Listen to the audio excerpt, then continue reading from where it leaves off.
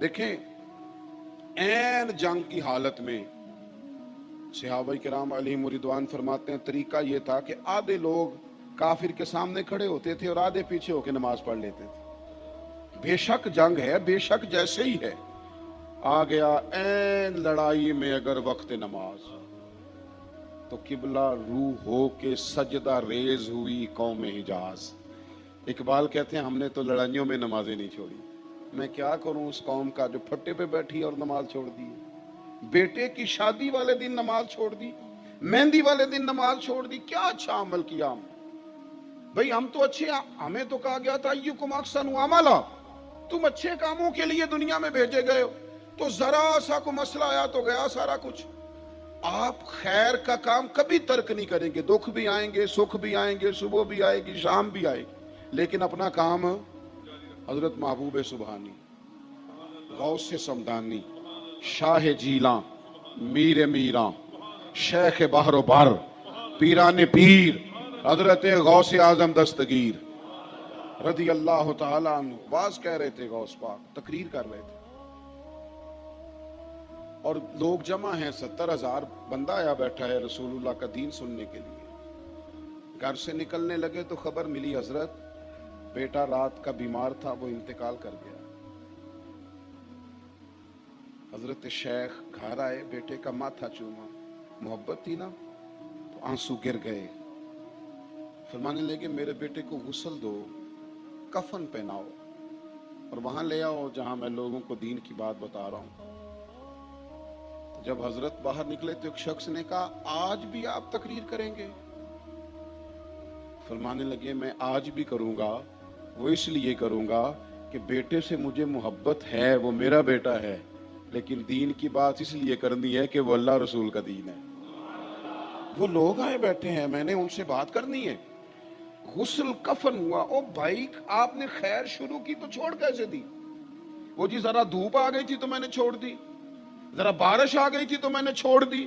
یہ کیا بات ہوئی؟ پانی پرن سہیلیاں رنگا رنگ کڑے اسی پریا اس دا جانیے جس دا توڑ چڑھے. یہ کیا بات ہوئی کچی پکی باتیں کرنا؟ او مننا بھی کادا مننا ہے، کدے مان لیا تے کدے منے آئی نہ، کبھی تھوڑا کر لیا کبھی رہ گئے. تو سفر کر، روڑے بھی آئیں گے، سپیڈ بریکر بھی آئیں گے. شہزادے کا جنازہ تیار کر کے لوگ لائے جلسہ گاہ میں. لوگ کہتے ہیں اطمینان سے غوث پاک تقریر کر رہے تھے. جب جنازہ آ گیا تھوڑی دیر کو گفتگو رکی، اعلان کرنے لگے تو جملے ٹوٹے، لفظ ذرا تھوڑے سے کانپے. فرمانے لگے میرے بیٹے کا انتقال ہو گیا ہے، آؤ ذرا 4 تکبیروں سے جنازہ پڑھ لیں، پھر لوگ دفن کر دیں گے، اس کے بھائی تدفین کر دیں گے اور میں پھر تمہیں رسول اللہ کا دین پڑھاؤں گا. وہ میرے عزیز کام جب آپ نے کرنا ہے، یہ کیسی بات آ گئی کہ وہ جی ذرا ٹینشن آ گئی تھی؟ وہ تو آتی رہتی ہے، ٹینشن تو نام بدلتی ہے. ویسے بھی دکھاں دے گل ٹلیاں بنو، یہ چپ چپیتے ہی آ جاندے نے. یہ کون سا بتا کے آتے، تو آ جایا کرتے ہیں. تو عزیز دوست اپنی زندگی میں اچھے اعمال شروع کریں پھر کرتے رہیں.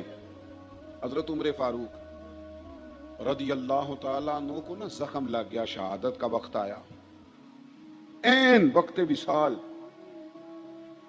جب انسان بڑا کمزور ہو جائے تو اسے تو مطلب شدید بندہ بیمار ہو نا، بخار چڑھ جائے تو بچے بھی اچھے نہیں لگتے. کئی دفعہ بندہ کہتا ہے ان کو لے جا ذرا شور کر، میری طبیعت نہیں ٹھیک، تلخی ہوتی ہے طبیعت. این اس عالم میں جب سیدنا فاروق اعظم کو زخم لگا ہوا ہے، خون بہ رہا ہے، تکلیف شدید ہے، تو نبی پاک علیہ السلام نے فرمایا نا کہ یہ تکبر کے طور پر اگر کسی نے اپنا پاجامہ یا تہمت ٹخنوں سے نیچے کیا تو وہ دوزخ میں.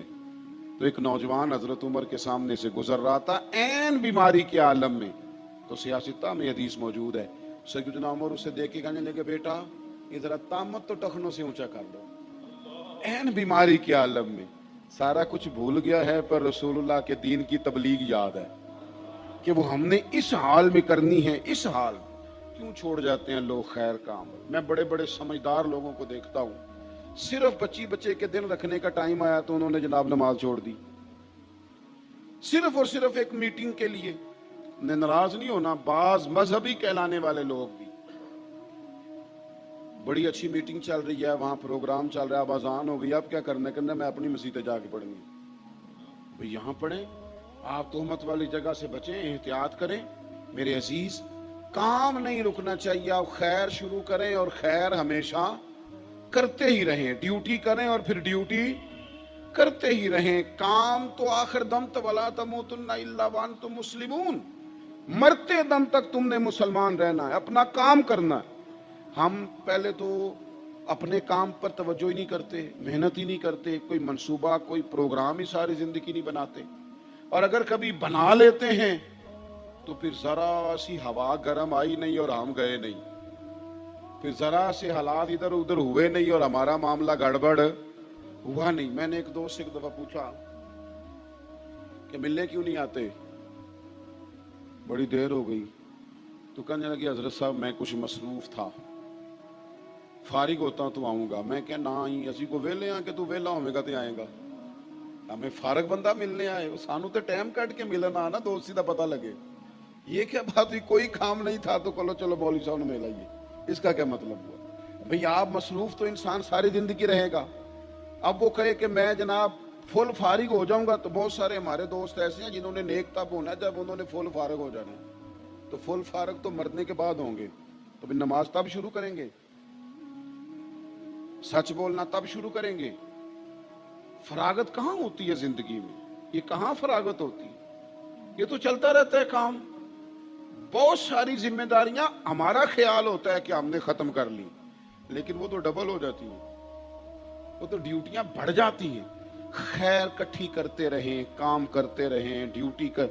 हमने अपने बुजुर्गों को देखा, उनका तरीका ये था कि वो गलियों में भी तबलीग करते, कोई और काम नहीं मिल रहा तो नजर नीचे झुकी हुई है, जनाब ये पता नहीं क्या मसला है, बुजुर्गों की नजर क्यों झुकी है। तो अचानक देखा कि एक ना सफा पड़ा है, इस पे कोई आयत लिखी है, कोई लफ्ज लिखा है, उसे उठा लिया, कोई ना कोई खैर होती रही।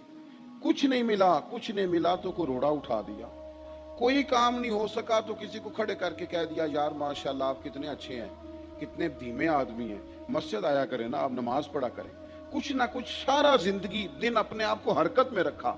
मैं देखता हूँ बड़े बड़े बासलाहियत लोग जांगालूद हो रहे हैं, काम नहीं करते, बहस करते हैं, कुछ अमल नहीं करते, गुफ्तगू करते हैं, टेबल टॉक है, गुफ्तगू है, आभास हैं, बातें हैं, स्टोरियां हैं, जितनी मर्जी सुन, जहां बैठे गपशप है। इससे अब ऊपर भी तो उठना है ना, कोई काम भी तो करना है ना। मैं अक्सर दोस्तों से कहा करता हूं कि हमने तकरीरें रख ली हैं, तकरीरें। दोस्त आके कहते हैं जनाब वो 45वां जलसा है तो अब 46वें नंबर पे आप आए, तो मैं कहता हूँ 45 जलसों की कारकर्दगी बताओ क्या है, उससे कितना इनकलाब आया, और अगर उन 45 से नहीं आया तो मैं तो सबसे निकम्मा हूं, मेरे आने से क्या आएगा। आप सब लोगों को मेरी बातों की समझ आ रही है? जल्दी से आपने हाँ ना करनी आ रही है।